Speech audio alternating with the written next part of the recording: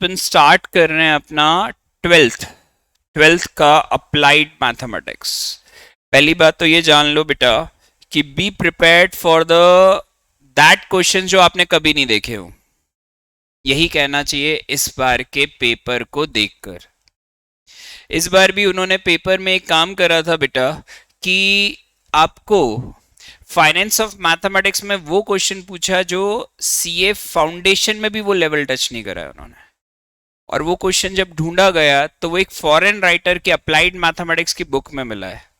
इसीलिए मैं हमेशा कहता हूं कि जब तक ये एनसीईआरटी पूरी डिफाइन नहीं होती, आपको अपनी लिमिटेशन सेट नहीं करनी। अगर आप चाहते हो कि आपको पूरे मार्क्स आने चाहिए, if you are going to prepare for 100%, you have to be prepared for every question जो आपको एक्सपेक्टेशन के बाहर भी हो। You have to do that.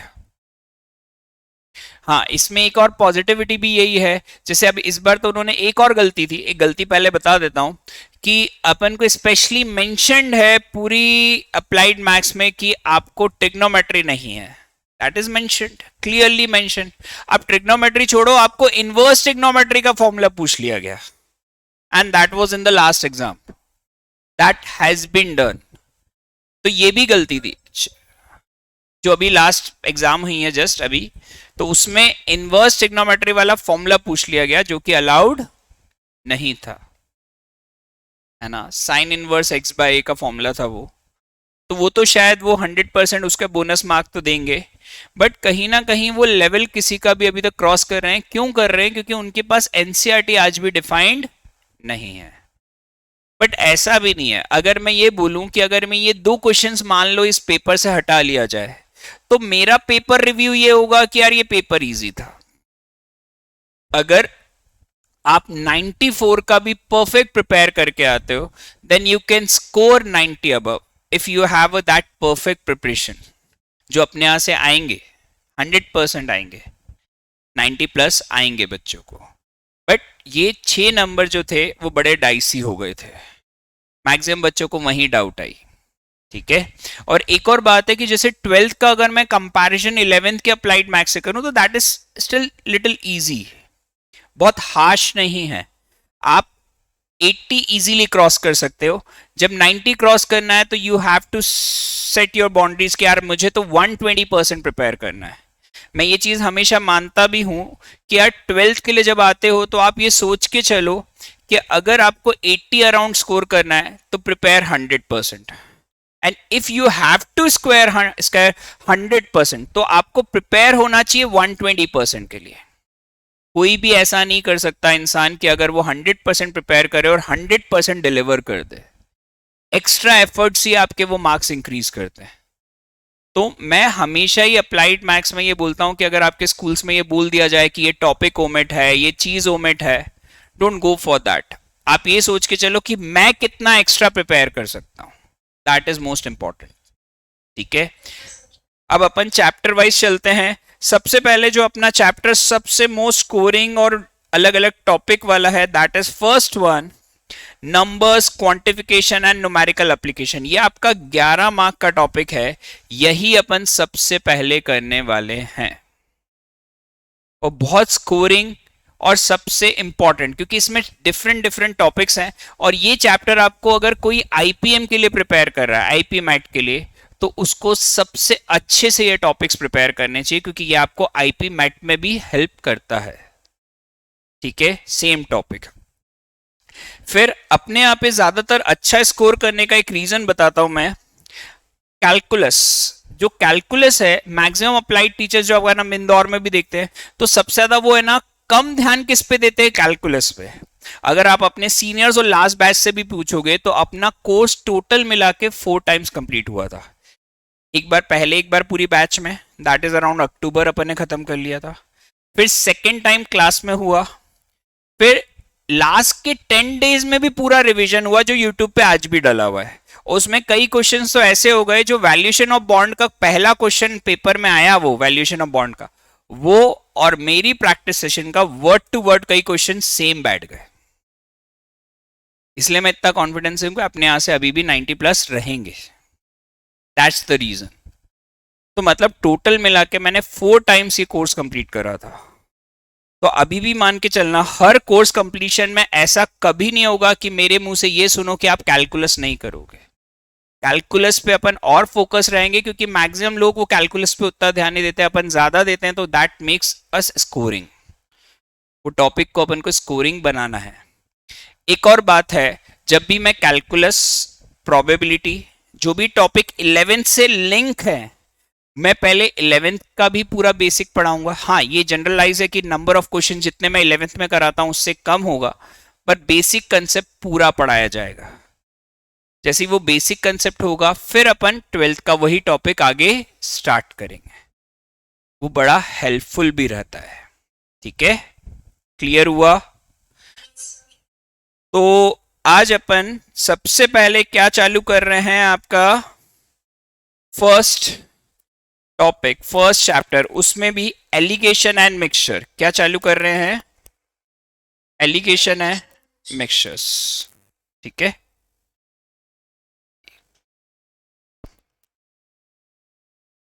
Heading डाल लो बेटा।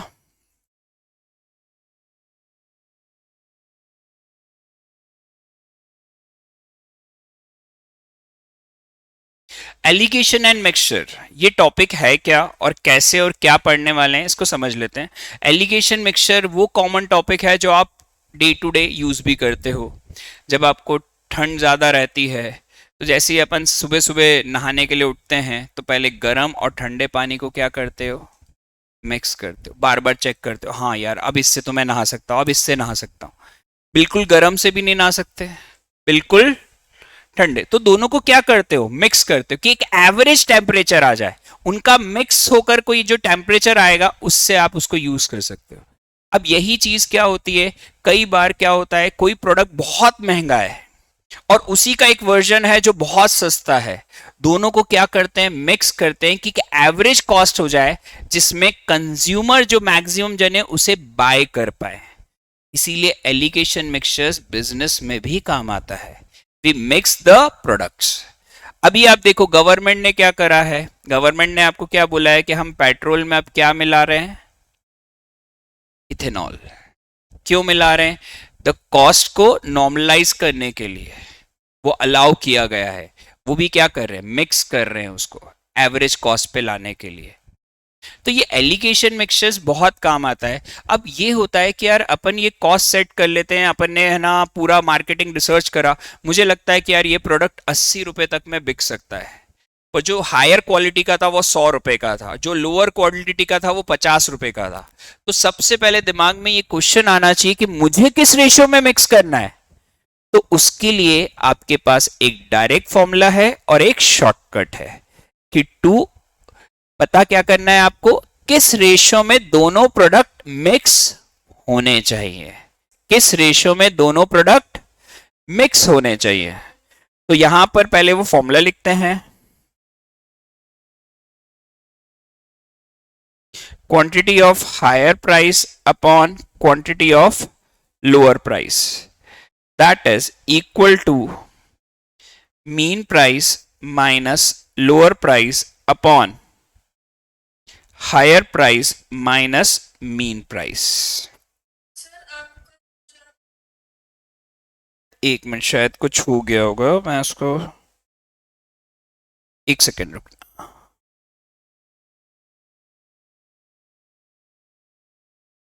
भुनेश,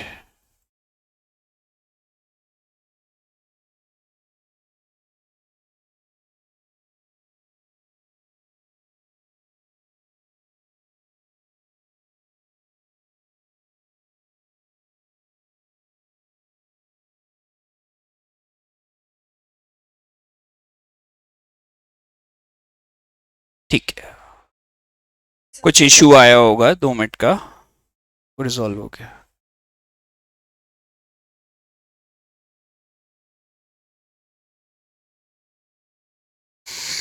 ठीक है, quantity of the higher price upon quantity of the lower price, that is equal to the mean price minus lower price, higher price minus mean price। जैसे मैंने अभी कहा कि उस प्रोडक्ट की जो हायर प्राइस थी वो कितनी थी? 100, लोअर प्राइस कितनी थी? 50, और मुझे मीन प्राइस रिक्वायर्ड क्या थी मार्केट रिसर्च से?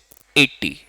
तो मैं ये फॉर्मूला लगा के डायरेक्टली बता सकता हूं कि क्या रेशो होना चाहिए। 80 minus 50 upon 100 minus 80, that would B 30/20। Result is 3:2। जो हायर प्राइस है वो 3 kg लेंगे, तो लोअर प्राइस वाला कितना लेंगे, 2 kg। इस मिक्सचर में जब मिक्स करेंगे तो उस मिक्सचर की कॉस्ट कितनी आ जाएगी, 80 रुपीज। डायरेक्टली अप्लाई हो जाता है ये फॉर्मूला। पर इसका एक शॉर्टकट भी है, पहले इसे लिख लो। हम्म,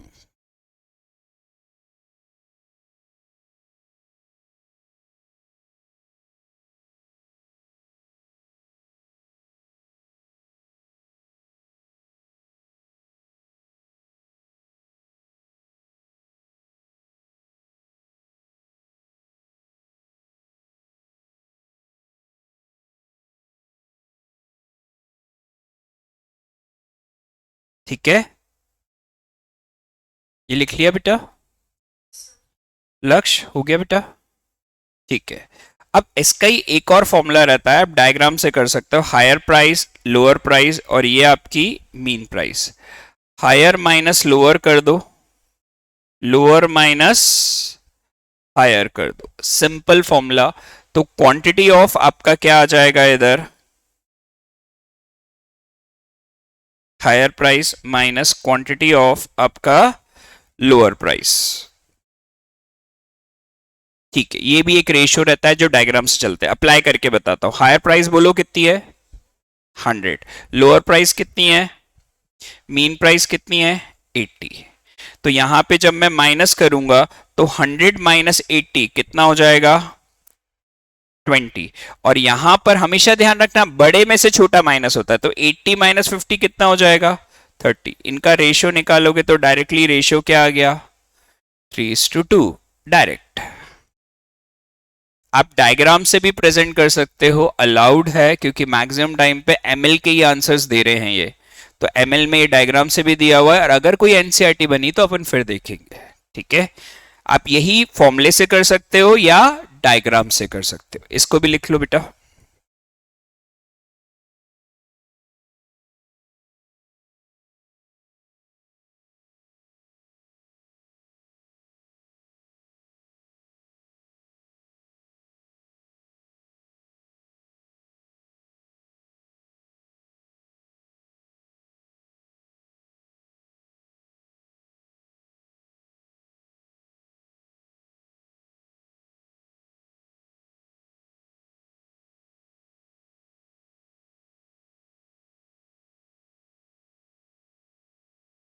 ठीक है,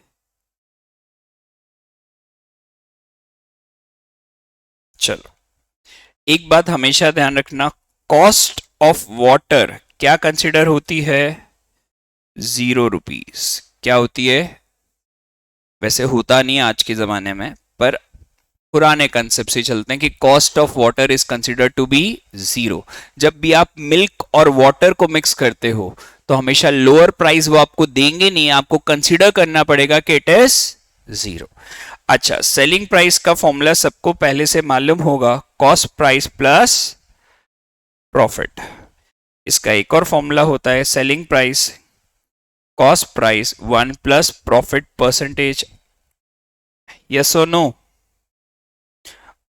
और प्रॉफिट क्या होता है, selling price minus cost price.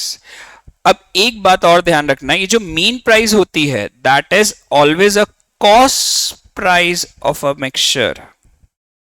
ये सबको याद होनी चाहिए। मीन प्राइस क्या होती है, हमेशा the cost price of a mixture. याद रहेगा, ठीक है, लिखो इसे।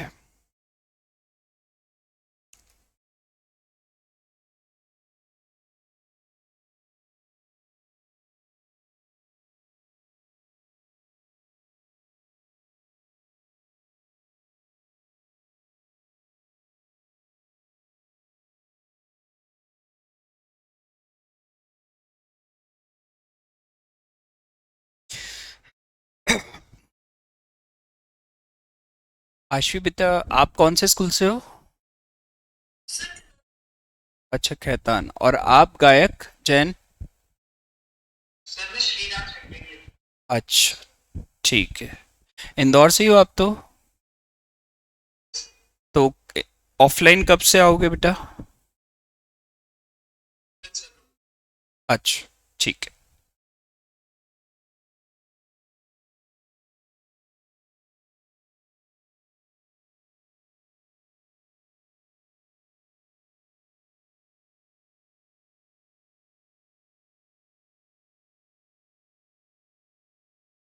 ये हो गया बेटा यहाँ तक। अपन क्वेश्चन स्टार्ट करें सिंपल वाले। ठीक। ये शीट सब आपको भी मिल जाएगी, इसी में अपन क्वेश्चंस करते जाएंगे। पहला क्वेश्चन पढ़ो बेटा।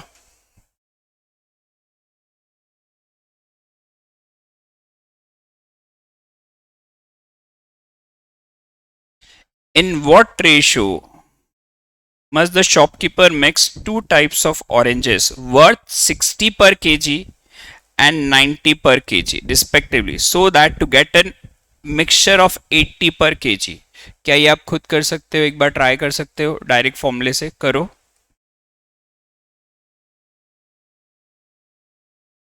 ट्राई करो वरना मैं करके दूंगा बेटा।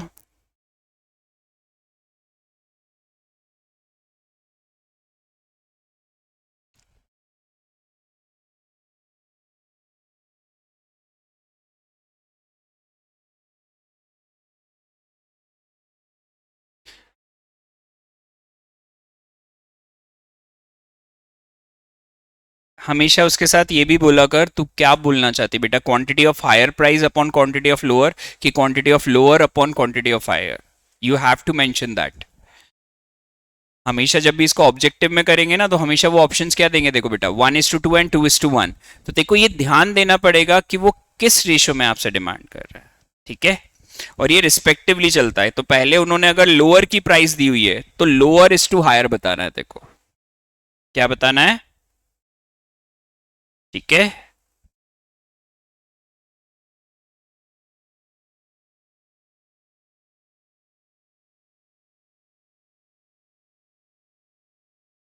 Quantity of lower price upon quantity of higher price. हमेशा इसको रिवर्स से भी ध्यान रखना। लोअर लोअर ऊपर आया ना, तो ऊपर आ जाएगा हायर माइनस मीन, अपोजिट चलता है हमेशा। और नीचे क्या आ जाएगा, मीन माइनस लोअर। तो अब हायर प्राइस बताओ कितनी है। This is your higher price, this is your lower price and this is your mean price.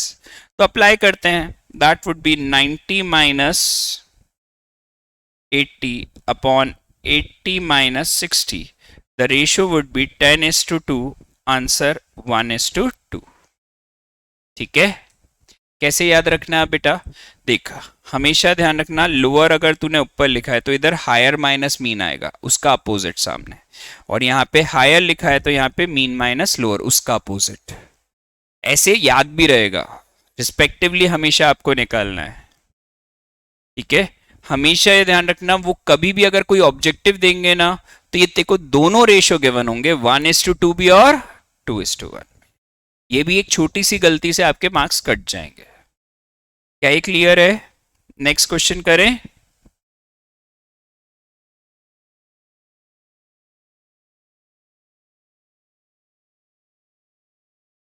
करो ट्राई।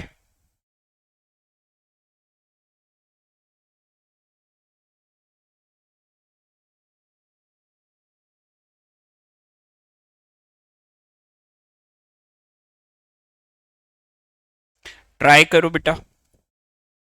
हर टाइप के पहले डिफरेंट क्वेश्चंस मैं करा दूं, फिर अपन आगे प्रैक्टिस करेंगे।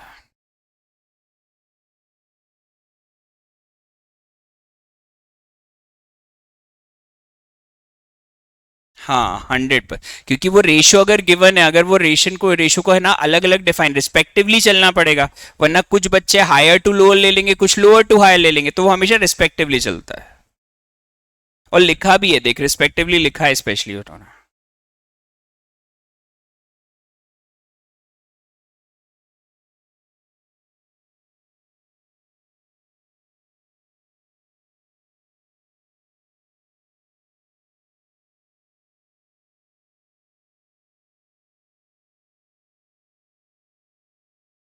2:3. अब quantity of lower upon quantity of higher is equal to higher price minus mean price minus lower price.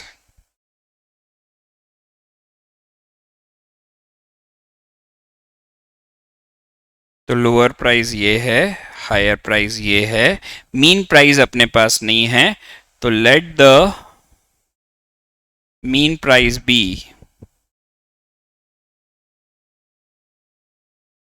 x. तो that is equal to 80 minus X, और x माइनस लोअर प्राइस कितनी है 60. क्या क्रॉस मल्टीप्लाई करके solve कर सकते हो? करो.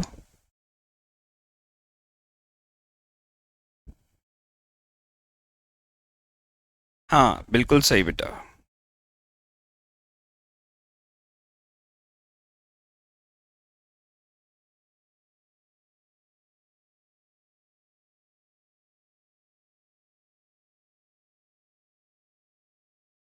ठीक है.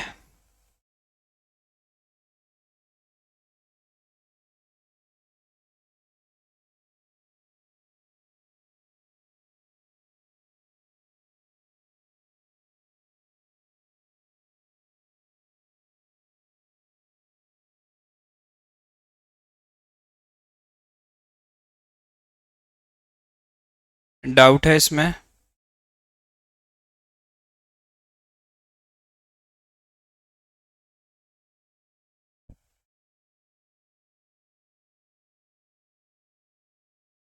ठीक है. किस किस का मेरे करने से पहले हो गया था ये बताओ बेटा. आश्वी आ गया था बेटा?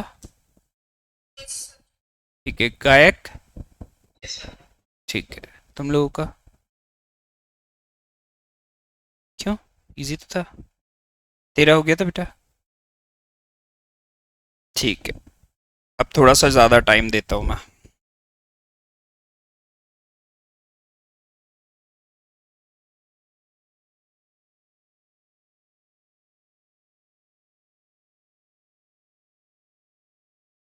नेक्स्ट क्वेश्चन देखते हैं अपन.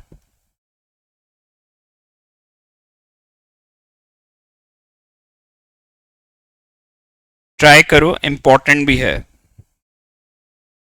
एक बार पढ़ो, थोड़ा सा लॉजिकल है. धीरे धीरे लेवल बढ़ता जाएगा बस. अलग अलग कंसेप्ट्स के.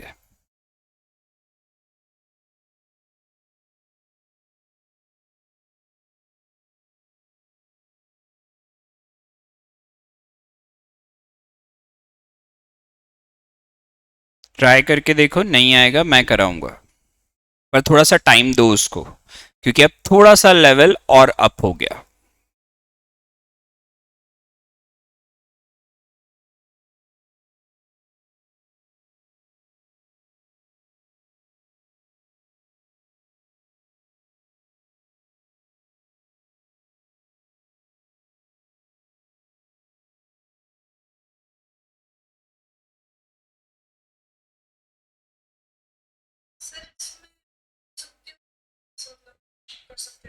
वो तो मैं कराऊंगा बेटा, वो टेंशन मत ले. मैं सिर्फ चाहता हूं कि जो तुम्हें समझ में आए पहले ट्राई कर लो.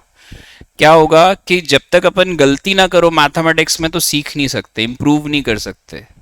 तो गलती करना तो बहुत ज़रूरी है. जो दिमाग में आए वैसे अप्लाई करने की कोशिश करो. फिर मैं तो कराऊंगा इससे भी. थोड़ा सोचो कैसे उसको अप्लाई कर सकते हैं.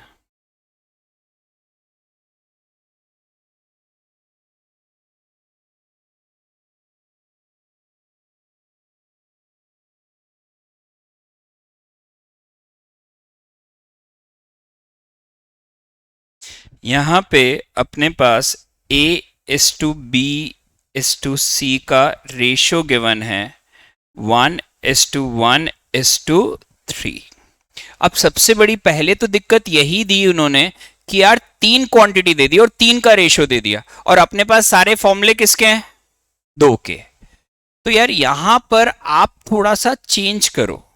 पहले अपन मान लेते हैं A:B का रेशियो तो गिवन है आपके पास 1:1, यस और नो, गिवन है ना।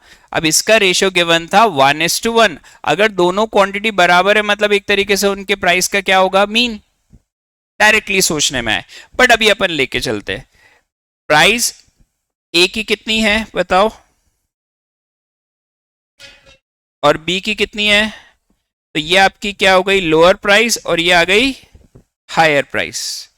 क्या मेरे पास लोअर और हायर दोनों आ गई। हायर प्राइस कितनी है मेरी 135, लोअर प्राइस कितनी है मेरी 127, हाँ या ना। ठीक है, तो ये मेरी किसकी है, ए की, ये बी की है और ये ए की है।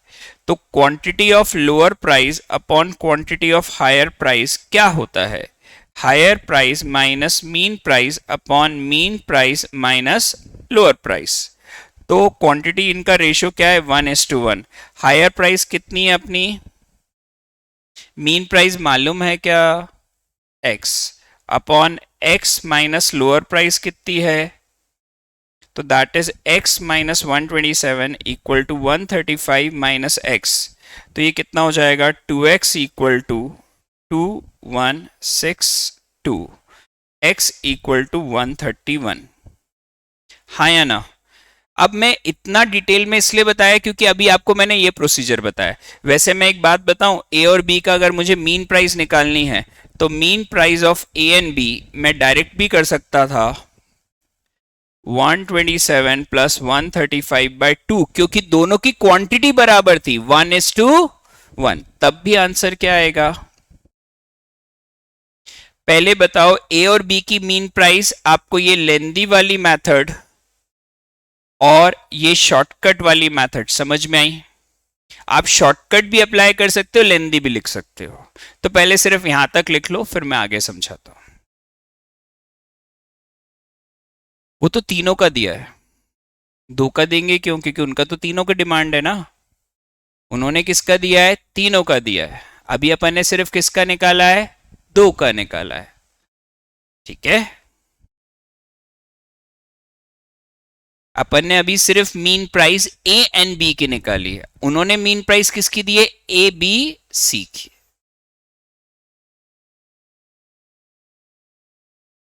यहां तक क्लियर है बेटा सबको।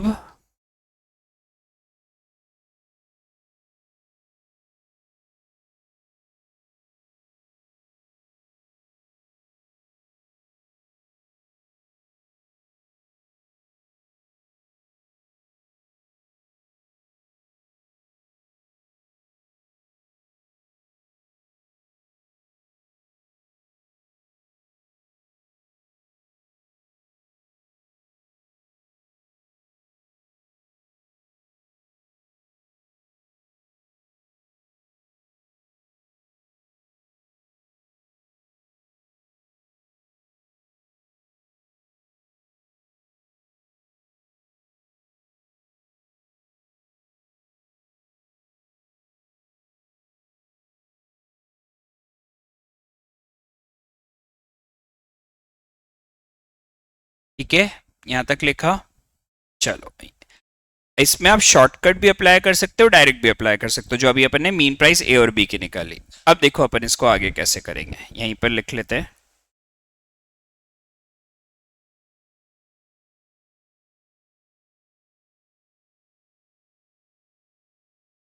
अब आपके पास क्या रेशो हो गया, ए प्लस बी इस टू सी का रेशो क्या 2:3 लिख सकते हैं।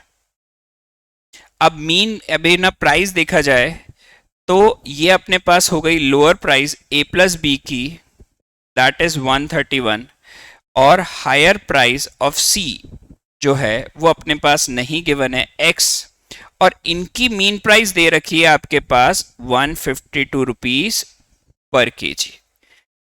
इसको मैंने लोअर ही क्यों लिखा, पहले तो दिमाग में ये आना चाहिए, ये लोअर क्यों लिखा है इसको, मेरे को कैसे मालूम पड़ा कि यार ए और बी मिलाकर उनकी ना प्राइस कम ही होगी सी से, सी को क्यों हायर प्राइस लिया, पहले तो ये सोचो, बता सकते हो। हाँ, मन मीन प्राइस जो है वो 131 से ज्यादा है, और मीन प्राइस हमेशा हायर से कम होती है और लोअर से क्या होती है, ज्यादा। तो this is a logic behind that कि ना ए और बी मिलाकर भी उनकी प्राइस कम है सी से। तो इसलिए मुझे ये क्लिक हो गया कि यार मेरी हायर प्राइस किसकी होगी, सी की होगी। क्या ये बात क्लियर है अच्छे से? ठीक है। तो अब मेरे पास क्या हो गया, फिर से वही quantity of lower price upon quantity of higher price, that is higher price minus mean price upon mean price minus lower price. Ratio है 2:3। अब हायर प्राइस कितनी है अपने पास, x minus mean price 152, 152 minus 131। तो आंसर क्या आ जाएगा बेटा, x माइनस 152 सॉल्व करोगे तो ये आ जाएगा 1 और 21। क्रॉस मल्टीप्लाई की जगह ये काट दो, 7 14 इक्वल टू x माइनस 152, तो x equal to 166। Perfection. Clear है? मतलब price of C is 166 rupees per KG. लिखो।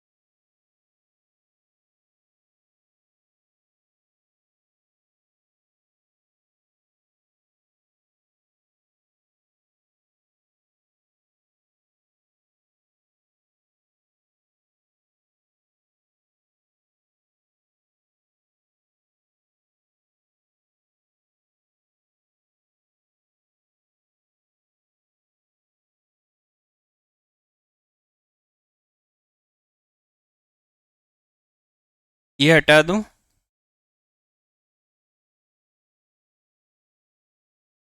चलो एक और क्वेश्चन करते हैं अपन। नेक्स्ट।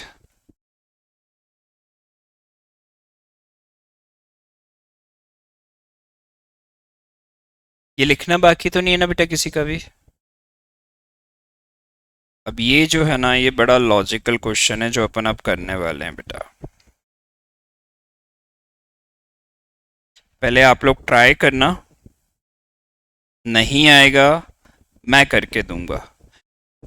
इसके सिवा एक कंसेप्ट और ऐड ऑन करेंगे ना, तो अपना कंसेप्ट वाइज ये चैप्टर के सारी चीजें कवर आउट हो जाएंगी। फिर क्वेश्चंस की प्रैक्टिस रह जाएगी, वो तो अपन करेंगे। Try this. पढ़ो।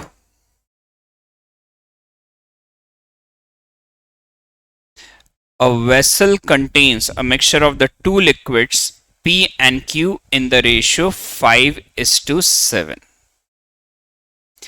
12 liters of the mixture are drawn off from the vessel and 12 liters of liquid P is filled in the vessel. If the ratio of the liquid P and Q now becomes 9:7, how many liters of liquid P and Q contained by the vessel initially? आराम से कोशिश करो, गलत करोगे कोई फर्क नहीं पड़ता, जो दिमाग में आए वैसे अप्लाई करने की कोशिश करो, वरना मैं आपको करके भी दूंगा।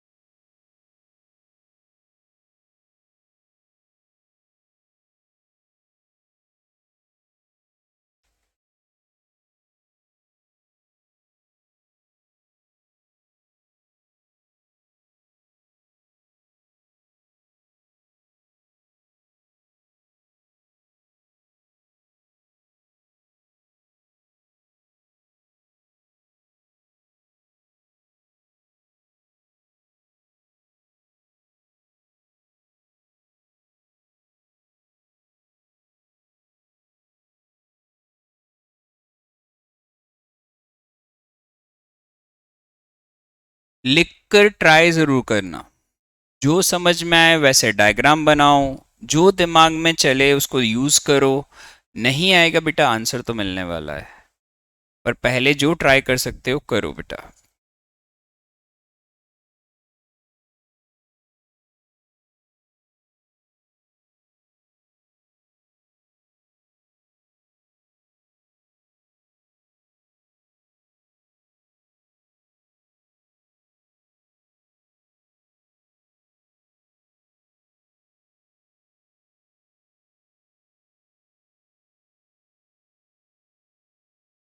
वेसल में कौन कौन है? P plus Q। इनका रेशियो क्या गिवन है? ठीक है, अपने पास टोटल वेसल का कितना कंटेंट है ये मालूम है क्या? नहीं। तो अपन मान लेते हैं इसमें x लीटर्स है। कितना है? अच्छा, सब अकाउंट्स के स्टूडेंट्स हैं, सब ने थोड़ा बहुत अकाउंट्स रेशियो वगैरह में उसमें यूज करा होगा। मुझे बताओ, अगर ये 5:7 है तो देयरफॉर P कितना कंटेंट हो गया इसमें? 5x/12। ये तो मालूम है सबको। P कितना है इस कंटेनर में? 5x/12 litres. टोटल x था, 5:7 का रेशियो था, तो 5x/12 दोनों का टोटल 5 + 7 दैट इज 12। अच्छा बताओ Q कितना है? ठीक है, यहां तक कोई doubt? This is an actual situation. अब उसने बोला क्या? उसने बोला कि आप इसमें से 12 लीटर सॉल्यूशन निकाल लेते हो। अब 12 लीटर जो भी सॉल्यूशन निकला निकला तो रेशियो में ही होगा, कि ऐसा तो नहीं कि तुमने ना उसमें से लिक्विड में से सिर्फ P निकाल लिया, सिर्फ Q निकाल लिया। क्या ऐसा पॉसिबल है? जब दूध और पानी मिक्स हो जाता है तो उसको कह सकते हैं क्या मैनुअली आप बोलो दूध अलग और पानी अलग? पॉसिबल है क्या? जब भी उसमें से आप निकालोगे तो दूध और पानी दोनों साथ में निकलेंगे। अब यहां पे क्या हुआ? 12 लीटर सॉल्यूशन निकाल लिया। मुझे बताओ उसमें P कितना निकलेगा? 5/12 ऑफ 12, क्या 5 लीटर निकलेगा? Q कितना निकलेगा? 7/12 ऑफ 12, क्या 7 लीटर निकलेगा? हाँ या ना? एक्चुअल सिचुएशन यही आ गई, 5 लीटर और 7 लीटर। क्या इसमें कोई दिक्कत? तो मतलब न्यू कंटेनर कंटेन कितना करेगा? P 5x/12, इसमें से P कितना निकल गया? 5। और Q कितना हो गया? 7x/12 minus 7। यहां तक क्लियर है? अब इसमें एक और कैच है, उन्होंने एक लाइन और लिख दी,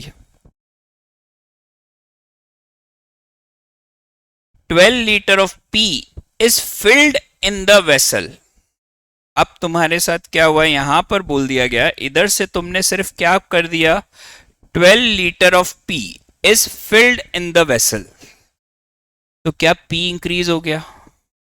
तो अब मैं क्या इसमें साथ में P में 12 लीटर ऐड कर दूं? तो अब मेरे पास P का आ गया 5x/12 प्लस 7, और ये आ गया 7x/12 माइनस 7। इनका नया रेशियो गिवन है, the new ratio of P and Q equal to 9:7। यही गिवन है, द रेशियो इज 9:7। तो मतलब 5x/12 plus 7 upon 7x/12 minus 7 equal to 9/7। क्या आप सिर्फ कैलकुलेशन करना बाकी रह गया? यहां तक क्लियर है? एक बार और सुने। सबसे पहले अगर मैं ध्यान दूं तो उस वेसल में P और Q थे, उनका रेशियो था 5:7। अब वेसल में कितने लीटर कंटेन होता है ये मालूम नहीं था, तो अपन ने क्या मान लिया? X। तो मेरे पास उस वेसल में P कितना था? 5x/12। Q कितना था? 7x/12। अब उसमें से 12 लीटर निकाल लिया। जब निकाला तो वो सॉल्यूशन ही निकला, तो अपन ने देखा कि उसमें से P कितना निकल गया? 5 लीटर। Q कितना निकल गया? 7 लीटर। तो मैंने 5 माइनस कर दिया P में से और Q में से 7 माइनस कर दिया। अब इसमें नेक्स्ट लाइन ये थी कि यार आपने 12 लीटर P मिक्स कर दिया। जब आपने 12 लीटर मिक्स कर दिया तो मैंने क्या करा, P में प्लस 12। अब मेरे पास P और Q की नई क्वांटिटी आ गई। न्यू क्वांटिटी का रेशियो कितना था, 9:7, विच वॉज ऑलरेडी गिवन। तो मैंने उसको इक्वेट करा और अब मैं उसे सॉल्व करूंगा। क्या यहां तक क्लियर हो गया? लिख लो बेटा इसे।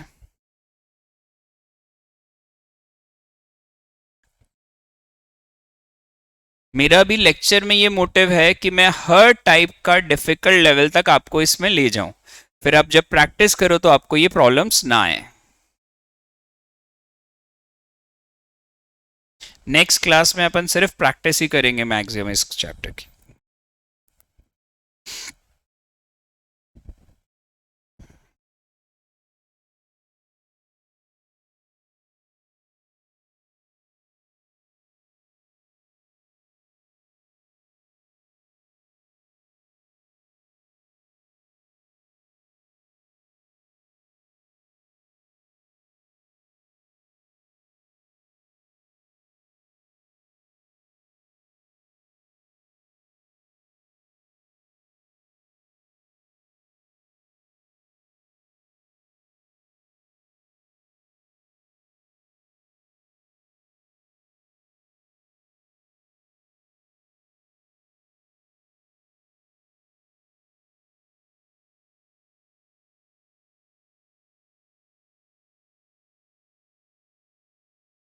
हो गया ये?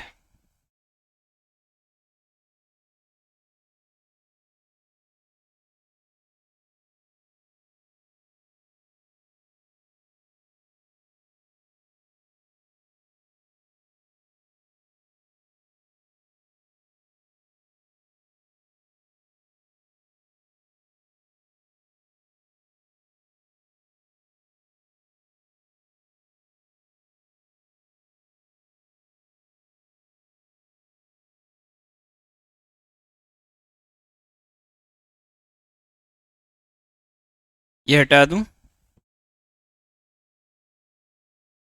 कैलकुलेशन वाला पार्ट एक बार देखना हो तो इधर देख लेना, सिर्फ एलसीएम लेकर सॉल्व करना है।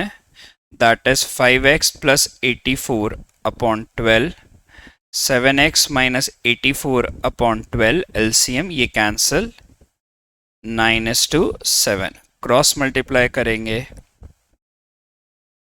7 इंटू 84 और 63x माइनस 9 इंटू 84। अब ये हो जाएगा 7 इंटू 84। देखो मैं मल्टीप्लाई नहीं कर रहा हूँ क्योंकि वो कॉमन आ जाएगा और कैंसिलेशन हो जाता है। 63 माइनस 35 कितना होगा, 28। 7 के टेबल से सब कैंसिल आउट हो रहा है।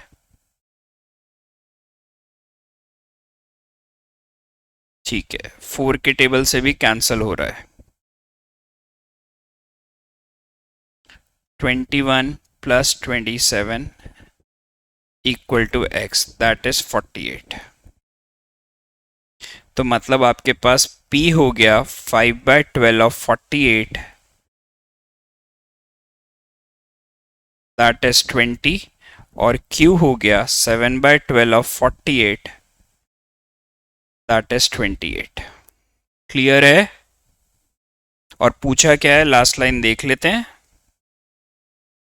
How many liters of P and Q were contained by the vessel initially? That is 20 and 28. That is 20 and, अब भी कोई डाउट? सबको क्लियर हुआ? लिखो इसे। याशवी क्लियर हुआ बेटा? थोड़ा सा टिपिकल था पर अच्छे से समझ में आ गया लास्ट में। ठीक है। अक्षिता क्लियर है बेटा?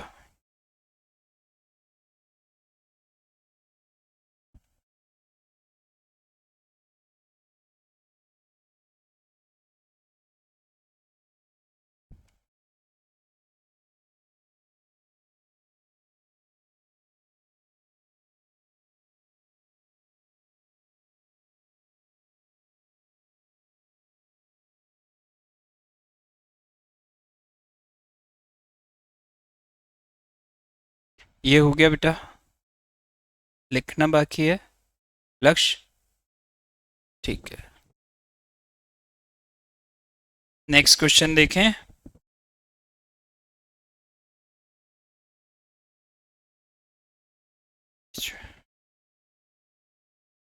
हम्म,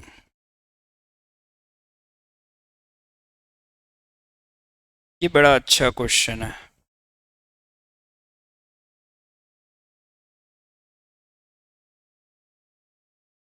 पढ़ो इसे बेटा।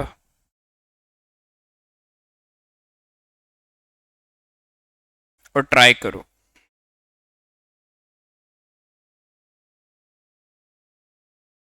अभी तक पैटर्न चल रहे हैं, इसके बाद सिर्फ एक लास्ट पैटर्न बचता है, फिर क्वेश्चंस की प्रैक्टिस बचेगी।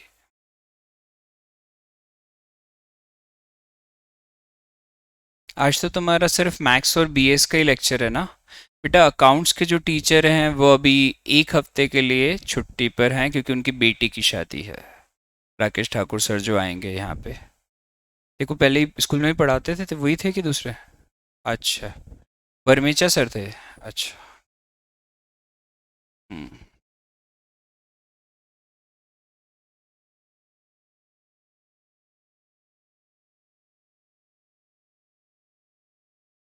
ट्राई करो। ये अपना यूं भी आज का लास्ट क्वेश्चन होगा, बाकी अपन कल करेंगे बेटा।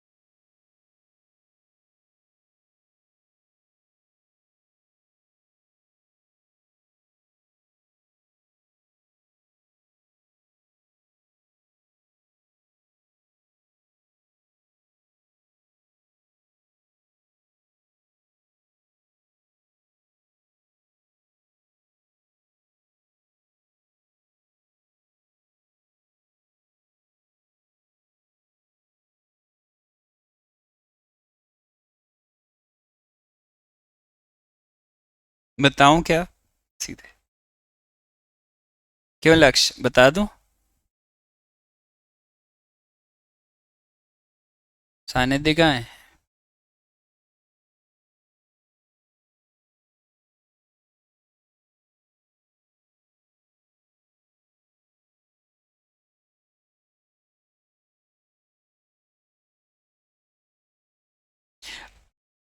अच्छा, इसमें मालूम रेशियो कंटेंट से भी सॉल्व होता है, इसलिए ये थोड़ा सा चेंज है पैटर्न, तो इसलिए दिक्कत आ रही होगी। पहले वाले में बताओ मिल्क कितना है, क्या 7:12 बोल सकता हूँ? दूसरे वाले में मिल्क कितना है? 24, हाँ या ना? और तीसरे वाले में मिल्क कितना है? 5:8, जो मुझे चाहिए। अब यार जब रेशियो में आता है तो सबसे पहले तो दिमाग में ये आना चाहिए यार, मैं हायर किसको लूं, लोअर किसको लूं, और मीन किसको लूं। चलो मीन तो फिर भी क्लियर है, 5:8 जो दोनों को मिलाकर आएगा। दोनों को कंटेनर में से क्या करा, इधर अपन ने मिक्स कर दिया, ठीक है, ये तो चलो मीन तो क्लियर है। बट इन दोनों रेशियो में मैं हायर किसको लूं और लोअर किसको लूं? यार जब भी फ्रैक्शन में होना तो डिनोमिनेटर सेम होना चाहिए। एक का डिनोमिनेटर कितना है? 24। एक का डिनोमिनेटर कितना है? 12। एक का डिनोमिनेटर 12 है और एक का क्या है? 24 है। तो क्या मैं इसमें अगर 2 से मल्टीप्लाई कर दूं तो क्या ये 14/24 आ जाएगा मिल्क कंटेन, और इसका 17/24। अब बताओ ज्यादा कौन? 17 तो मेरे पास अब बताओ हायर क्या हो गई? 17/24। लोअर क्या हो गई? 14/24। और मीन प्राइस क्या हो गई, मतलब मिक्सचर क्या चाहिए मुझे? 5/। डायरेक्ट। अब क्या, माइनस कर दो। तो भैया ये माइनस करते हैं, तो ये आ जाएगा 17/24 is to 5/8, that is 24। 17 minus 15, that is 2/24। और ये माइनस करेंगे तो 5/8 माइनस 14/24। एलसीएम यहाँ कर रहा हूँ, 15 माइनस 14, 1/24। तो रेशो कितना आया, 1:2। तो मतलब quantity of lower upon quantity of higher. अब यहाँ पे लोअर और हायर नहीं लिखना पड़ेगा, ये आपका फर्स्ट था और ये आपका सेकंड था। इसकी क्वांटिटी कम थी तो क्वांटिटी ऑफ आंसर क्या हो जाएगा, फर्स्ट, क्योंकि वो लोअर था, और क्वांटिटी ऑफ सेकंड। थोड़ा सा लास्ट में कॉम्प्लिकेटेड लगा होगा क्वांटिटी का ध्यान रखते हुए, क्योंकि फर्स्ट कंटेनर में मिल्क कंटेन क्या था, कम, तो वो लोअर माना गया। जिसमें मिल्क कंटेन ज्यादा था उसे हायर। अब एक बात सुन लो, पहले लिखने से पहले समझ लो, कभी भी दो चीजों का मिक्सचर दिया हो ना तो दोनों को साथ में नहीं चलते। इसको सॉल्व करने का पहली चीज दिमाग में जो क्लियर होना चाहिए वो ये होना चाहिए, या तो सिर्फ मिल्क कंटेन ले लो या सिर्फ वाटर कंटेन। अगर यही क्वेश्चन आप दोबारा से सिर्फ वाटर कंटेंट से भी सॉल्व करते तो भी आंसर सेम आएगा। तो भी आंसर क्या आएगा, सेम। मतलब आपको एक को पकड़ना है, दोनों को साथ में नहीं लेना है, या तो सिर्फ मिल्क को या तो सिर्फ वाटर को। जब वो आपको रेशो में आंसर डायरेक्टली पूछ रहे हैं कि यार रेशो में ही गिवन है और रेशो में अपन को निकालना है दोनों कंटेनर्स का, तो आपको ये ध्यान रखना है। क्या ये याद रहेगा, या तो आप सिर्फ मिल्क को कंसंट्रेट करके चलोगे क्वेश्चन में, या तो सिर्फ वाटर को, दोनों साथ में नहीं चल सकते। क्लियर है, कोई डाउट लिखो।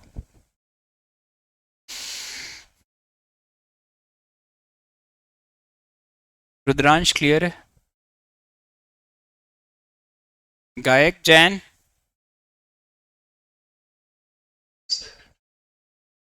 आशवी, चलो ठीक है। आज तो फर्स्ट डे है इसलिए मैं होमवर्क वगैरह तो नहीं दे रहा हूँ, ये होमवर्क अपन नेक्स्ट क्लास से चालू करेंगे, ठीक है।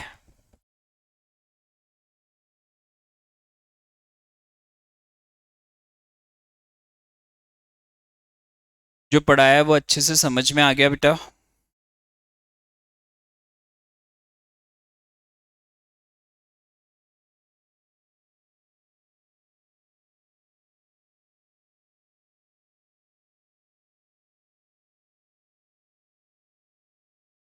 बाकी अपन अब नेक्स्ट क्लास परसों होगी अपनी 3:30 पर, तब मिलते हैं बेटा। ये लिखना किसी का बाकी है बेटा,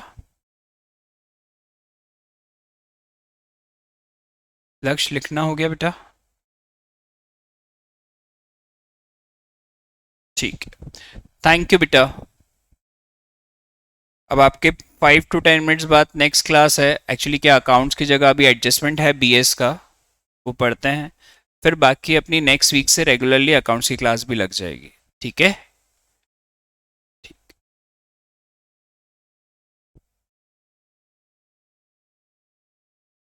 भुनेश